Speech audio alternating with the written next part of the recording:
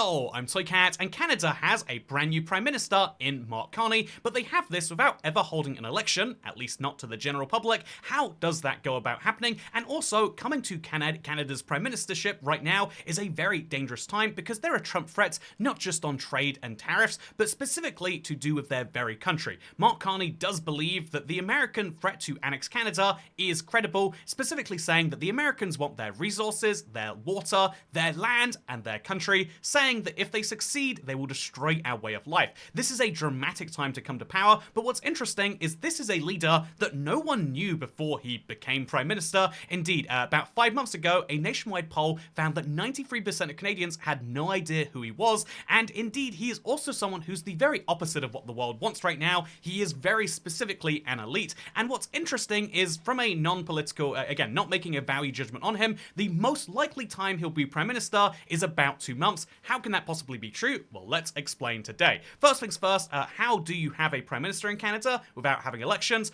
Well, in the Westminster system of government, which almost all democracies use, you don't vote for a president who can then just change their mind on issues later, more or less, and you vote for one person who's fixed in office for a really long amount of time. You vote for a party, and that party, in this case, is the Liberal Party of Canada. In Canada, they actually didn't quite vote for the Liberals outright. They got 153 of the 172 seats needed, so the Liberals had been working with the New Democratic Party, but simply put, as the Liberals are the largest party, and as their leader is the Prime Minister, whoever they elect to be leader can become Prime Minister, which is something that is wacky for people who are used to the presidential system, but in the same way, you could argue that, it's the exact same system, except with a bit more accountability, because if the people who vote a leader in don't like that leader, then they can choose to replace them in some way, as they did with Justin Trudeau. If you're curious, he didn't just stand down because he didn't want to lose an election.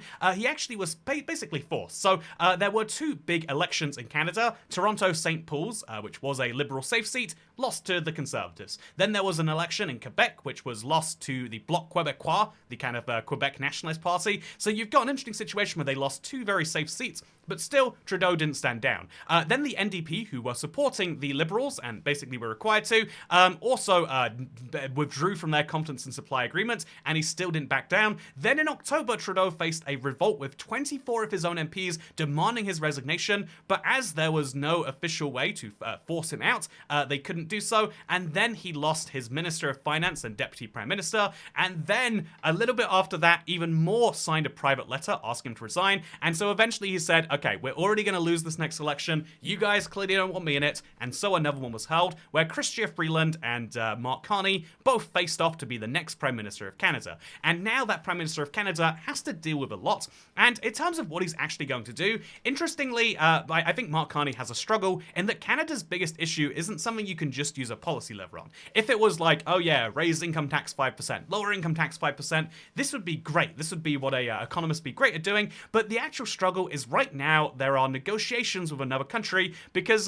Canada's neighbor, yes, they only have one direct neighbor if we don't count Greenland, and we're not going to for the sake of actually keeping things easy. Canada's major neighbor is going through a bit of a time right now where they believe that international trade is a zero-sum game. You win it or you lose it, and America is very keen to win it, even if it means that other countries have to lose far more, and it means that ultimately, as a result, Canada has to negotiate with the US to work out how they can have a better relationship, which means that, yeah, Carney is hopefully going to be able to reset the personal chemistry because Trudeau and Trump were not getting along very well at all. So he has to now push hard and attempt to win concessions, but also he might incur the wrath of the president. How is he going to do it? Well, he's got very little time to choose. Ultimately, even though he is Prime Minister now, and he's trying to make a name for himself already, notably, you might find this interesting if you follow Canadian politics, they were one of the first countries to implement a carbon tax. This is something every economist and every politician will secretly tell you is a good idea because carbon, if you think about it, carbon is a way to ruin the planet very slightly at huge personal gain. You are socializing the losses, all of our planet we have to live on, in exchange for a tiny bit of profit for yourself, and this is a very, very bad thing, but how do you actually price it? No one agrees, and as The Economist puts it, the tax has been made radioactive by the Conservatives, and so one of Mr. Carney's first acts is just to kill it. In other words, and also he has to now name a cabinet, and he's got a few days to work out what is he going to do, how is he going to, how is he actually going to govern, and what can he realistically do? Because he has very little time as prime minister. He has to, again, so he's got two big issues: the huge, like kind of domestic one of how do we be popular, and also the huge international one of what do you do with Trump. The only thing in his favor is the fact that his big conservative leader, who was leading by literally double the Liberals, they were going to be an absolute majority, like a steamroll of the country.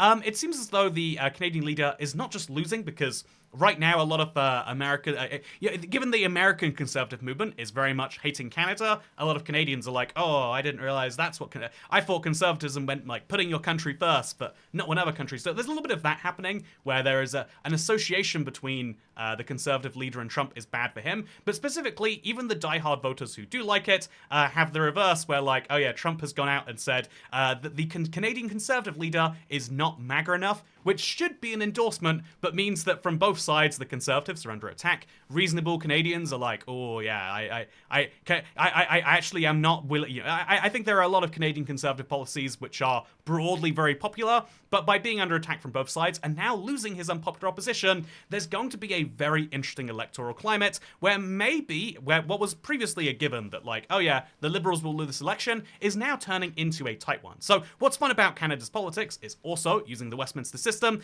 They are going to hold an election on or before October 20th, which means that Mark Carney should be Prime Minister for at least 7 months, you might assume, but the Westminster system means that if the majority of MPs want to hold an early election, they can. The most easy example of this to point out is they held an election in October of 2019, then another one in September of 2021. It's funny because basically nothing changed in between those two elections, if we're being brutally honest with ourselves here. In both elections, basically the same thing happened for everyone. But yeah, in 2025, it definitely will be changing because of the huge party change of both of the major people. The Pierre Poilievre is one of the most... Pierre Poilievre, he's got a French name, but he's Irish and Western Canadian, if I'm not mistaken. But he's got a very, very different set of politics to the previous Conservative leader, and the same is true for Mark Carney with Trudeau. So we're kind of entering into an unknown, but the reason we're going to enter into it before October is because the Liberals were relying on the NDP, and the NDP are likely to call for a motion of no confidence. And so how will that go? Well, here's the answer. 338, which is Canadian 538, I think. But whatever, it's a really good website for looking at polls. You can see that, interestingly, they currently, at current federal predictions, put the CPC very slightly above the Liberal Party, but not quite enough to secure a majority, which means they would themselves have to deal with a coalition, but they wouldn't quite have enough support in the NDP and the GPC, and so the Bloc Québécois would be their likely coalition partners, which isn't as wild as it seems. Even though, I made this poor electoral compass for Canada, where, as you can see, they have 3 major left-wing parties, or 2.5 major left-wing parties. But interestingly, they actually only really have 1 major right-wing party. But the truth is that the actual, they effectively have a 4th left-wing party that's like left-wing but French, but it actually kind of functioned for most of the Canadian history as a part of the right-wing coalition. And so can they agree something together, the Conservatives and what might be seen as the opposite of the Conservatives, people who hate free trade if it's not in French, people who believe that conserving values is not about conserving Canada, but conserving the one bit of Canada that's existed for longer. There is a very, very, very interesting world of Canadian politics of the Bloc Québécois. But what is extra interesting is that while the one boon that is coming from Canada having their moment in the spotlight under the United States is that, sure, I think the United States actually think Canada will join. It doesn't look very likely. It's not going to happen willingly, right? Like, even the most pro-American provinces of Canada are at like 18% willing to join. But most Canadians are not willing to join the United States. 82% of them, in fact, are not. And I think that the correct move would have been, if I could just be so simple, the correct move if you actually wanted to annex Canada as the United States would have been to do the opposite of what Trump is doing. Instead of saying, oh yeah, those guys, we're going to tariff them real hard till they want to join, you say, no, we're tariffing everyone else in the world, but not Canada. They're our best friends. We're signing a better trade agreement with Canada, more free trade. We're going to make this border seem like it's basically non-existent. Canadians, they can move to the United States. Americans, let's get a reciprocal thing moving on with Canada. That is how you actually get a territory to the point where, like, oh yeah, it might as well be the same country, but Anyway, I digress. That's a different rant for a different video. Anyway, so the current electoral predictions show that the Bloc Québécois will in fact be losing very slightly, and indeed the NDP too, as Canada moves a bit more towards a two-party system of centre to centre left and centre to centre right, with the Conservative Party and the Liberal Party, and that is a very interesting move because the country is effectively uniting. Even people who believe that, like, you know, Quebec separatism used to be a huge thing in Canadian politics. Western, if not separatism, then you know, uniqueness used to be a big thing too. But the country is coming together as it realizes that, yeah, one Canada, divided Canada certainly can't defend against the United States, but united it definitely can. And so hopefully that is the big thing from this election. But yeah, as that election is likely coming very soon, I think even references right here, that there's likely going to be an election in late April or early May. That means that Mark Carney is going to be Prime Minister for maybe 30 to 60 days, and unless he can turn this around, not any longer, which would be very funny. You might be thinking like, oh, would that be the shortest serving Canadian Prime Minister ever? And fun fact, sort of. Actually, you know, let's go into this one real quick. So, if I'm not mistaken, we'll go into, we'll look into Justin Trudeau, and then we'll go to Prime Minister of Canada, and then we'll scroll all the way down to see also. If you look at the longest serving Canadian Prime Ministers, they have massively long serving ones. 6 majority governments for William Mackenzie King. Then you've got like more recent Prime Ministers, Pierre Trudeau, Jean Chrétien. Notice, by the way, the ludicrous number of French Canadian Prime Ministers. Very, very disproportionately represented. If you are French Canadian watching this, like, don't worry. You guys are in office all the time. There's literally a man named Trudeau. Look, he's Pierre Trudeau. Anyway, but interesting. If you look at the shortest serving Canadian Prime Minister, you can see 68 days is currently the record to beat, and that was in 1896. Even shorter than King Campbell, who led her party to the most ludicrous defeat that has ever happened for a major governing party. They went from 156 seats down to 2, just to really put that in perspective, because their coalition fragmented. The Bloc Québécois came out of it and took over the French side of the coalition. The Western Canadian coalition went over to the Reform Party.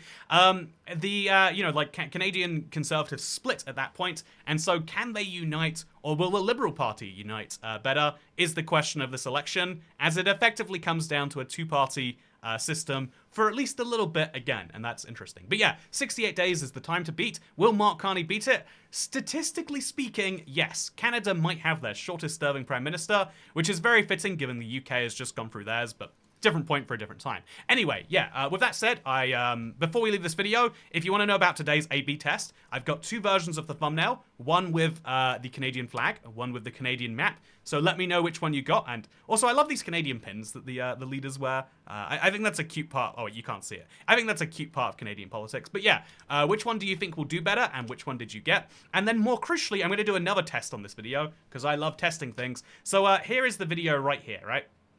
As you can see, I'm watching the video while it is uploading.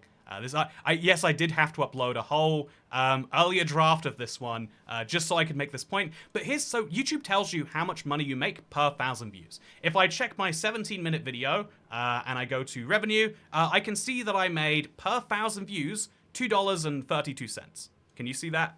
Or do I have to move? $2.32 per 1,000 views. Whereas if I make a shorter video, 10 minutes, New Zealand's tourism ad is offensively crazy, then I make $2.22 per 1,000 views. So like 10 cents less, right? Like basically nothing. And so as a result, I want to test something, because a lot of YouTubers believe that the more, like it's a simple thing to believe. I can see why most people would believe this, that the more ads in a video, the more money you make. And as a YouTuber, you have the option of placing ads. I never do. I just set it on automatic and it basically never does. But I can sit in here and I can say ad break now. Ad break now, ad break now. I'm going to fill this video of ad breaks because I know that you statistically won't be getting them. YouTube won't give you ads more than every, I think it might be 7 minutes. You won't be getting all of those ads, and I'm very sorry if you did. This was just a fun test, but we're going to see how much this video makes as a result, because my theory is that even if we put 5 or 6 ads in there, we won't make 5 or 6 times as much money. In fact, the last time I did this test was like 7 years ago. It made 0 extra money. So I'll let you know via a community post on the next video.